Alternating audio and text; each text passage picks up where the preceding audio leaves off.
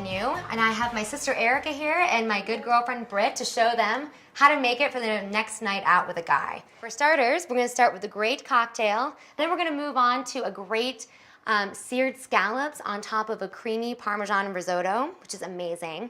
And then we're going to finish it off with a nice side salad, which has baby bib lettuce, dried cherries, goat cheese, and a lemon honey vinaigrette. It's amazing. We're going to start with the cocktail now, ladies. You ready for that? I know it's your favorite part. So a French 75 has its origination from World War I because they say that it was termed, I think that's enough gin. I think it's pretty good. But they say that it's named after a French 75mm cannon that was used back in World War I by American and French troops. So they say that it hits you like a machine gun or like a cannon. Oh, no. So that's why I got that name. So what I basically put in was some gin, some fresh lemon juice, and a spoonful of powdered sugar. Okay. Which when you say spoonful of sugar, I don't think that's what Mary Poppins had in mind when she was talking about a spoonful of sugar. Adding it to gin in a children's movie, but that's okay. So we're going to give this a nice little shake. And this is the original recipe, by the way. So I'm hoping it isn't too aggressive for you guys, but we'll see. I know you're champs. Should be delicious. So we're just going to pour this out, and then we're going to top it with some sparkling wine. So you can do sparkling wine, Prosecco, Cava, or you can do true champagne if you have that too. Really whatever works for you guys. And then, Eric, I know this is usually your forte. I know. So you're just going to top that off, throw on a little lemon rind garnish, and call it a day. Cheers, gals. Cheers. Enjoy. I hope you love them. Funny. I think you will. I know, right? Mm-hmm. Oh, that's good.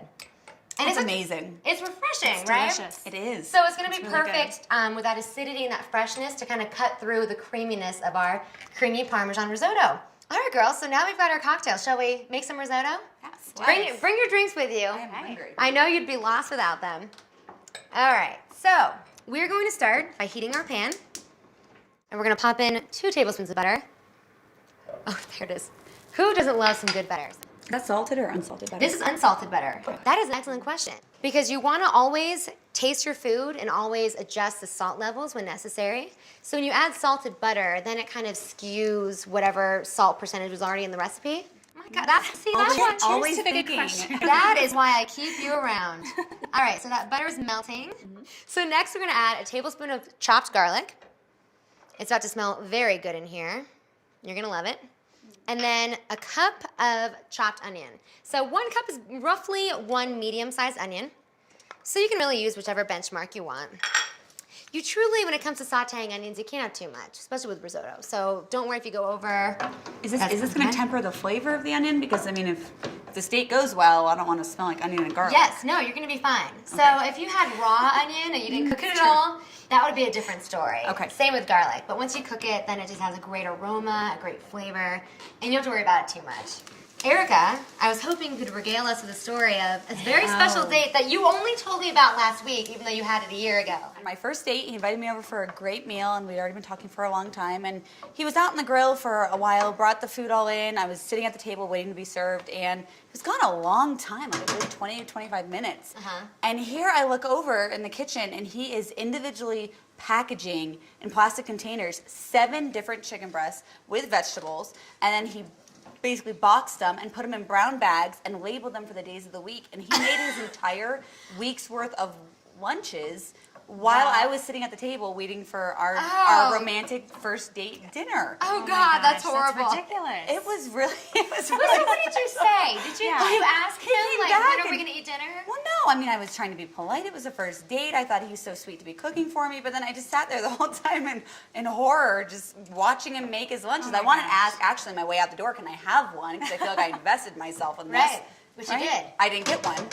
No, but I think what we can really take away from this, even if we laugh about it, is that he did take the effort and the time to cook for you. Which was sweet. Which is all about, you know, what we're doing here. We want to prove, like, how we Yeah. can really get the competitive advantage against everyone else out there Sure, in the in the singles dating market, world. in the dating world. And, you know, there's something to be said for cooking for someone and putting in that time, that effort, as opposed to Netflixing and chilling, which is like the new normal, which is just awful. So, as hysterical as it is. So you should probably like go on a great sample date first before you do this. Make sure you actually like the person before you bring them into your house and cook for them. But yeah, there you go. But I still think that's an amazing story. And that was just enough time for us to get these onions sweated. And then next, we're gonna add the rice. So we use arborio rice. That's what you use for risotto. It's a short grain rice. It's very starchy, which is why you have that great texture from risotto. It's very creamy. And it's different than if you had like a rice pilaf or just a white rice. That's what makes it really special, is the arborio. So we're gonna throw this in. And to drop some knowledge on you, we're gonna parch the rice, which basically means you're cooking it in fat, in hot fat. So we're putting this in, excuse me, Dom. Sure. Putting this into a 350-degree oven for 15 minutes, and then we are going to give it a stir once we take it out, and then we're gonna put it in for another 15. Okay. So that is our plan. So we're gonna set the timer now. And there we go. Make sure you turn that off. I don't wanna... You want to burn the house down? That'd be a really bad way to start the day. Yes, that'd be very bad. We also have our side salad that I mentioned before, and that's nice and easy because I already assembled it earlier and just put it in the fridge with a nice damp paper towel. Okay. So leaving basically everything in the bowl except for the dressing. We'll do that at the end so our lettuce doesn't get soggy. But in the meantime, we're going to get started on those scallops. You guys ready? Oh, perfect. Okay, yes, so I'm going to go grab those from the fridge. You guys keep drinking. We can do that. Okay, there you go. Very nice. Okay, guys, so we've got our scallops ready to start cooking. We are. All right. Yes. So we're going to get this pan nice and hot. I kind of preheated it. And then season them with some salt and pepper. And now this pan is nice and hot. We're going to put the scallops in, seasoning side down. And that is the kind of sound you want to hear when you put your scallops in. Yes. We're just going to move that oil around. And it might splatter a bit, so putting an apron on is a good idea. I'm not doing it, but it would be a good idea. So putting these down, seasoning side down, so we can season the other side as well. You want it to be nice and even. We've got these in. So girls, so when we're stirring scallops, I know it seems very intimidating because they seem very fickle and you hear horror stories about overcooking scallops. But the beauty is you really can't undercook them. So if they're a little raw in the middle, it's really okay. You just don't want them to be overcooked. So you want to just kind of touch them with your finger and make sure there's still a little bit of give. Because if you're pressing on it, it's like a hockey puck, obviously, it's overdone. But they should only take around, a minute and a half to 2 minutes aside. These are looking pretty beautiful, so we're going to switch these over here with the tongs. But isn't that a great color, though? It's beautiful. Oh, thank you. I'm so glad. So glad you like. Scrumptious. Yes, thank you. Right now. So those are good, and these are almost done. I think we're good, actually.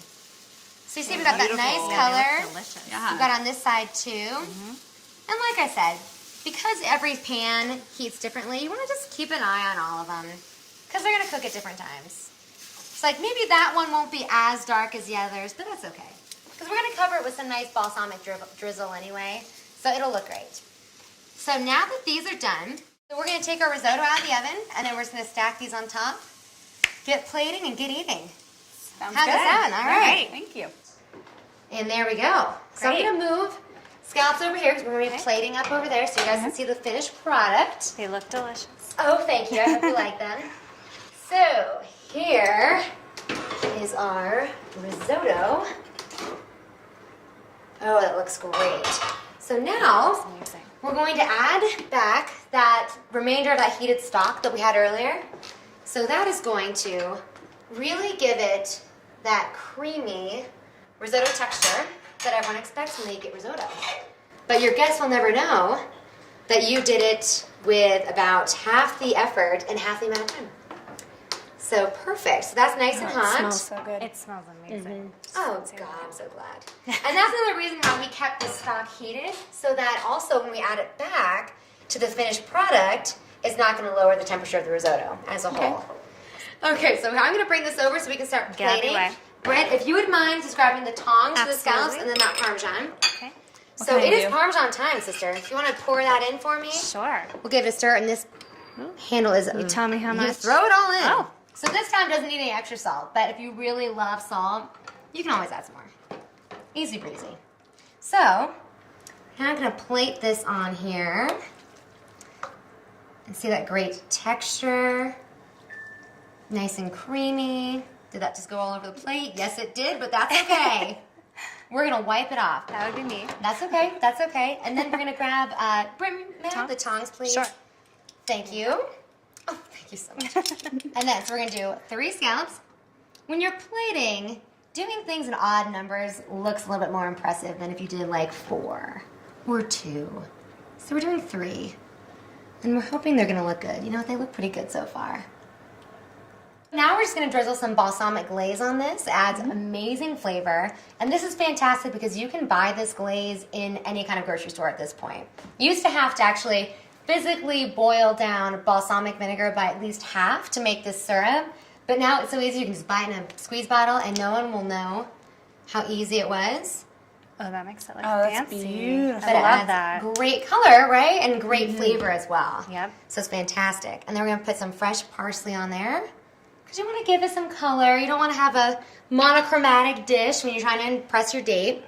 And then because, you know, why not? We're just going to put some extra Parmesan on top that of there. looks so good. That looks incredible. And there you Very go. impressive.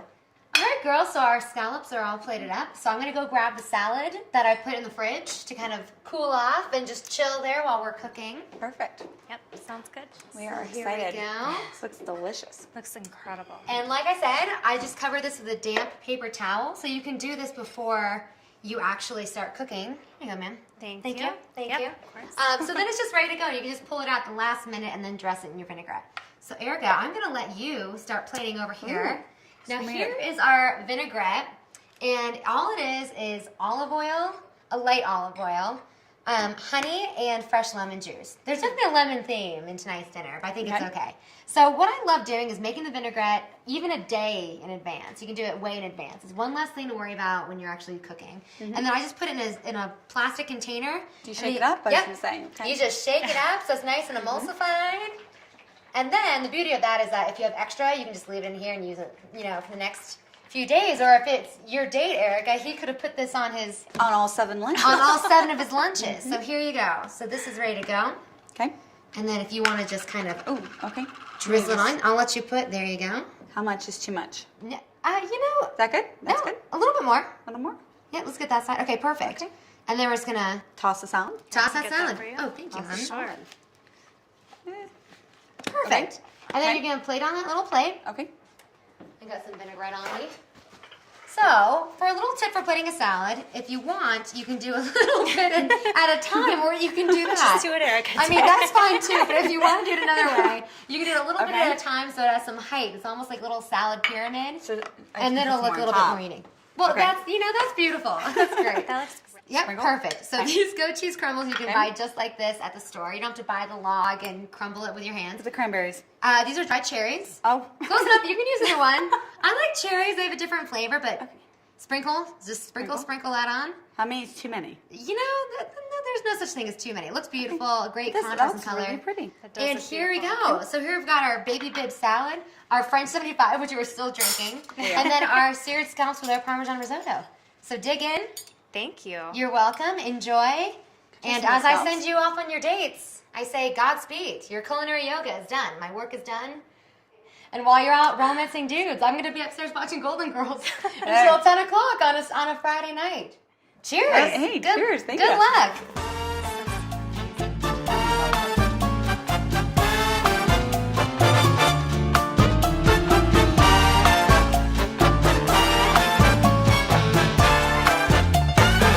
When marimba rhythms start to play, dance with me, make me sway like a lazy